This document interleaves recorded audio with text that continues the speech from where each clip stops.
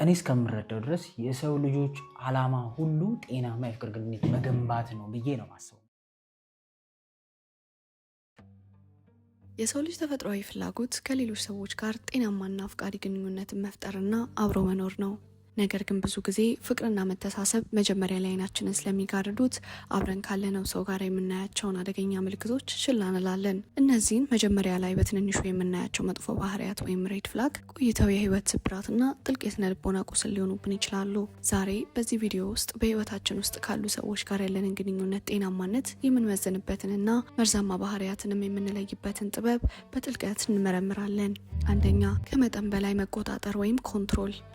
አንድ ሰው ለኛ ካለው ፍቅር የተነሳ የሚቀናና የሚጠብቀን ሊመስለን ይችላል። ነገር ግን ይህ ጥበቃ ወሰኑን አልፎ ቁጥጥር ሲሆን አደገኛ ነው። የምንለብሰውን ልብስ፣ የምንሄድበትን ቦታ፣ የምናዋራቸውን ጓደኞቻችንን በሙሉ እርሱ ብቻ መወሰን አለበት ብሎ የሚያስብ ሰው መርዛማ ነው። እውነተኛ ፍቅር ነፃነትና መተማመን የሚሰጥ እንጂ ሰውን እንደ ንብረት አድርጎ በካቴና የሚያስር አይደለም። ይህ ባህሪ ፍቅር ነው ብለን ከተቀበልነው ቀስ በቀስ በራሳችን ሙሉ የማንነትና ነፃነትን አጥተን እንቀራለን። ሁለተኛ፣ የቃላትና የስሜት ጥቃት ወይንም ኢሞሽናል አቢዩዝ። የአካል ጥቃት ብቻ ሳይሆን የቃላትና የስሜት ስድብም ሰውን ሰብሮ ይመጣል ትልቅ አቅም አለው። በአደባባይ ማሳነስ፣ ማሾፍ፣ ማበሻቀጥ፣ አንተ ምንም አታውቅም እያሉ በራስ የመተማመን ስሜትን መስበር ትልቅና አደገኛ ምልክት ነው። መርዛማ ሰዎች ብዙውን ጊዜ ካጠፉ በኋላ እኔ እኮ እየቀለድኩ ነው፣ አንተነ ስሜታዊ ሆንከው በማለት ጥፋቱን በእኛ ላይ ይጭናሉ። በየቀኑ በምንናገረው ቃል ሰውነታችንን፣ አይምሯችንን የሚሸማቀቅ ከሆነ ያ ግንኙነት ፍቅር ሳይሆን የስነ ልቦና እስር ቤት ነው። ሶስተኛ፣ ጋዝላይቲንግ ወይንም የእውነትን ማዛባት። ጋዝላይቲንግ ማለት አንድ ሰው እኛ ያየነውን የሰማነውን እውነት ክዶ የራሳችንን አይምሮና ትውስታ እንድንጠራጠርበት የሚያደርግ እጅግ ስውርና መርዛማ ስልት ነው። ለምሳሌ የሰራው ጥፋት በእጃችን ይዘን ስንጠይቀው እኔ እንደዚህ አላልኩም፣ አንቺ ነሽ በሀሳብሽ የፈጠርሽው በማለት እኛን እብድ ለማድረግ ይሞክራሉ። ይህ ባህሪ ደጋግሞ ሲከሰት በራሳችን ማሰብና መወሰን አቅቶን ሙሉ በሙሉ በእርሱ ትረካ ላይ እንድንደገፍ ያደርገናል። በራሳችን አይንና ጆሮ ላይ እምነት እንድናጣ የሚያደርገን ሰውን በጥንቃቄ መራቅ ለጤናችን ወሳኝ ነው። ሶስተኛ፣ ከማህበረሰብ እና ከቤተሰብ መነጠል ወይም አይዞሌሽን። መርዛማ ሰዎች እኛን ሙሉ በሙሉ ለመቆጣጠር እንዲያመቻቸው መጀመሪያ የሚያደርጉት ከሚወዱን ሰዎች ጋር ያለንን ግንኙነት ማበላሸት ነው። እነሱ አይወዱሽም፣ እኔ ብቻ ነኝ የሚጠቅምሽ በማለት ከቤተሰብ፣ ከቀድሞ ጓደኞች፣ ከስራ ባልደረቦች እንድንርቅ ስውር ሴራ ይሸርባሉ። ብቻችንን ስንሆን የምናማክረው ሰው ስናጣ በእነርሱ ላይ ያለንን ጥገኝነት ስለሚጨምር የሚፈልጉትን ሊያደርጉን ይችላሉ። ጤናማ ግንኙነት ማህበራዊ ህይወታችንን የሚያሰፋ እንጂ ከዓለም ነጥሎ በጨለማ ክፍል ውስጥ የሚዘጋን መሆን የለበትም። ተከታታይነት የሌለው ባህሪ ወይም ኢንኮንሲስታንሲ። አንድ ቀን እጅግ በጣም አፍቃሪ ሩህሩህ ሆነው በማግስቱ ደግሞ ያለምንም ምክንያት ጨካኝና ቀዝቃዛ የሚሆኑ ሰዎች አይምሯችንን ያውኩታል። ይህ ባህሪ ልክ እንደ ቁማር ሁል ጊዜ ማግስቱ ምን ሊሆን እንደሚችል በስጋትና በጭንቀት እንድንጠብቅ ያደርገናል። በጥኑ ቀናቸው የምናገኛቸውን ፍቅር እያሰብን በመጥፎ ቀናቸው የሚሰጡንን ስቃይ ችላ ብለን እንድንቀጥል ያደርጉናል። ወጥ የሆነ ባህሪ ወይም ኮንሲስታንሲ የሌለው ግንኙነት የአእምሮ ሰላምን ስለሚነጥቅ የዘላቂ ስኬት መሰረት ሊሆን አይችልም። የይቅርታ እጥረትና ጥፋትን አለማመን። መርዛማ ሰዎች መቼም ቢሆን ስህተት መስራታቸውን አምነው በቅንነት ይቅርታ መጠየቅ አይሆንላቸውም። ጥፋቱ የነሱ መሆኑ በግልጽ እየታወቀ እንኳን ምክንያቶችን በመደርደር ጥፋተኝነቱን ወደ ሌላ ሰው ወይም ወደኛ ያዞሩታል።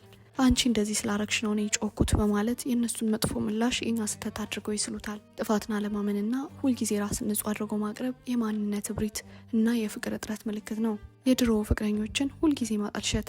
አብረን ያለነው ሰው ስለ ድሮ ፍቅረኞቻቸው ወይም ጓደኞቻቸው ሲያወሩ ሁል ጊዜ እነሱ መጥፎና እብድ አድርገው የሚስሉ ከሆነ ይህ ለእኛ ትልቅ ማሳሰቢያ ነው። ሁሉም ያለፉ ግንኙነቶቹ በሌሎች ስህተት ብቻ የፈረሱ ይመስል ራሱን ሰለባ ወይም ቪክቲም አድርጎ የሚያቀርብ ሰው የራሱን ስህተት የማየት አቅም የለውም። ነገም እኛም ከእርሱ ጋር ስንጣላ ለሌሎች ሰዎች የሚያወራው የእኛም መጥፎነት መሆኑ አይቀሬ ነው። ካለፈው ህይወቱ ምንም ትምህርት ያልወሰድና ሌላውን ብቻ የሚወቅስ ሰው እጅግ አደገኛ ነው። የግል ድንበርን አለማክበር ወይም ኖ ባውንደሪስ። አይሆንም ወይም ይህን ባህሪ አልወደድኩትም ብለን የራሳችንን ወሰን ስንናገር ያንን ጥሶ እንደ ቀላል ነገር የሚያይ ሰው ክብር የለው። ልካችንን ያለኛ ፍቃድ መበርበር። የግል ሚስጥራችንን ለሰው ማውራትና ማረፍ በምንፈልግበት ሰዓት ሰላም መንሳት የድንበር መጣስ ምልክቶች ናቸው። ድንበራችንን የማያከብር ሰው የእኛን ስሜትና ማንነት እንደማያከብር በተዘዋዋሪ እየነገረን ነው። ጤናማ ግንኙነት በሁለቱ ሰዎች መከባበርና ነፃነት መሀል የሚገነባ ውብ ድልድይ ነው። በፍቅር ማጥለቅለቅ ወይም ላቭ ቦምቢንግ። ይህ ምልክት ብዙ ጊዜ ግንኙነት በጀመረን ሰሞን የሚታይና ለመለየት እጅጉን አስቸጋሪ የሆነ ወጥመድ ነው። ገና በሳምንቱ ከአንቺ ውጭ መኖር አልችልም፣ ማግባት እፈልጋለሁ እያሉ እጅግ የበዛ ስጦታና ፍቅር ማዝነብ ላቭ ቦምቢንግ ይባላል። ይህንን የሚያደርገው እኛን በፍጥነት በጥልቅ ስሜት አደንዝዞ ቁጥጥራቸው ስር ለማዋል ስለሚፈልጉ ነው። እውነተኛ ፍቅር ጊዜንና ሂደትን ጠብቆ በእርጋታ የሚደረግ እንጂ በአንድ ሌሊት ማዕበል ሆኖ የሚመጣ አይደለም። ድጋፍና እውቅና መንሳት። በህይወታችን በስራችን ወይም በትምህርታችን ትልቅ ስኬት ስናስመዘግብ ደስ የማይላቸው ስኬታችንን የሚያሳንሱ ሰዎች መርዛማ ናቸው። ይህ እኮ ቀላል ነው፣ ማንኛውም ሰው ያደርገዋል እያሉ የእኛን ዋጋ ዝቅ ለማድረግ መሞከር የውስጣቸውን ቅናትና የዝቅተኝነት ስሜት መገለጫ ነው። ከኛ በላይ መሆን የሚፈልጉ ሰዎች የእኛን እድገት ሁልጊዜም በስውር የመገደብ ፍላጎት አላቸው። የምንወደው ሰው ትልቁ ደጋፊያችንና አበረታቻችን መሆን ይኖርበታል። ለሌሎች ሰዎች የሚኖራቸው አያያዝ። አንድ ሰው ለእኛ ፍጹም ትሁት አፍቃሪ መስሎ ቢታየንም ለአስተናጋጆች፣ ለሹፌሮች ወይም ከሱ በታች ላሉ ሰዎች የሚያሳየው ንቀት እውነተኛ ባህሪውን ይመሰክራል። ለእኛ ያለው ጥሩ ባህሪ ጊዜያዊና ጥቅምን ያማከለ ሊሆን ይችላል። ለሌሎች ያለው ሻካራ ባህሪዊ ግን ውስጣዊ ማንነቱ ነው። ሰውም በደረጃው ሳይሆን በሰውነቱ ብቻ የማያከብር ሰው ፈተና ሲመጣ እኛንም ማክበሩን ይተዋል። የማንኛውንም ሰው እውነተኛ ባህሪ ለማወቅ ለሌሎች ደካማ ሰዎች ጋር ያለውን አያያዝ ማስተዋል በቂ ነው። የኢኮኖሚና የገንዘብ ብዝበዛ። ገንዘብንና ንብረትን ብቻ ማዕከል ያደረገ ሁልጊዜ ከኛ መቀበልን ብቻ የሚፈልግ እሱ ግን ምንም ለማበርከት የማይጥር ሰው አጋዥ ሊሆን አይችልም። የፍቅር ፍላጎታቸውን ለመደበቅ የኔና ያንተ ምን ይለያያል እያሉ የእኛን ንብረት ያለ አግባብ ማባከን መርዛማነት ነው። በኢኮኖሚ ጥገኝነት ፈጥረው እኛን ለማንበርከክ የሚሞክሩ ሰዎች የህይወት አጋር መሆን አይችሉም። ጤናማ ግንኙነት በገንዘብ ሳይሆን በጋራ ጥረትና መረዳዳት ይቆማል። የዝምታ ቅጣት ወይም ሳይለንት ትሪትመንት። ሲጣሉ ወይም አለማግባባት ሲፈጠር በሰለጠነ መንገድ ተነጋግሮ ከመፍታት ይልቅ ለቀናትና ለሳምንታት ዝም በማለት እኛን የመቅጣት ባህሪ እጅግ የጭካኔ ምልክት ነው። ይህ የዝምታ ቅጣት እኛ የጥፋተኝነት ስሜት ተሰምቶን ተንበርክከን ይቅርታ እንድንጠይቃቸው ለማድረግ የሚሰራ ስነልቦናዊ ጫና ነው። ንግግር በተዘጋበት ቦታ ፍቅር ሊኖር ስለማይችል ይህ ባህሪ የግንኙነቱን እድሜ ያሳጥረዋል። ችግርን ተወያይቶ መፍታት የብስለትና የጤናማነት ምልክት ነው። ራስን የመጠራጠር ስሜትን መፍጠር። ከዚያ ሰው ጋር መሆን ከጀመርን ወዲህ እኔ ቆንጆ አይደለሁም፣ እኔ ደካማ ነኝ፣ ምንም መስራት አልችልም የሚል የውስጥ ድምጽ ካደገብን ምልክቱ የሰውየው መርዛማነት ነው። ጥኑ ግንኙነት የእኛን ምርጥ ማንነት አውጥቶ የሚያሳይና በራሳችን እንድንተማመን የሚያደርግ መሆን አለበት። እኛነታችንን እየኮሰመንና እየጠፋ ከሄደ ግን ግንኙነቱ እየበላ መሆኑን መረዳት አለብን። የራሳችንን ዋጋ ከሚያሳጣን ሰው ይልቅ ለብቻችን መሆን ብዙ እጥፍ ሰላም ይሰጠናል። ምልክቶቹን ስናይ ምን እናርግ? እነዚህ አደገኛ ምልክቶችን በምናይበት ሰዓት መጀመሪያ ማድረግ ያለብን በግልጽና በድፍረት መነጋገር ነው። ይህ ባህሪህ ወይም ባህሪሽ በጣም እየጎዳኝ ስለሆነ ሊስተካከል ይገባል ብለን ቀይ መስመር ወይም ባውንደሪ ማስመር አለብን። ብዙ ጊዜ ሰዎች ሊለወጡ ይችላሉ በሚል ተስፋ መጥፎ ባህሪያቸውን ደጋግመን ይቅር እንላለን። እነሱ ግን ይበልጥ እየባሱ ይሄዳሉ።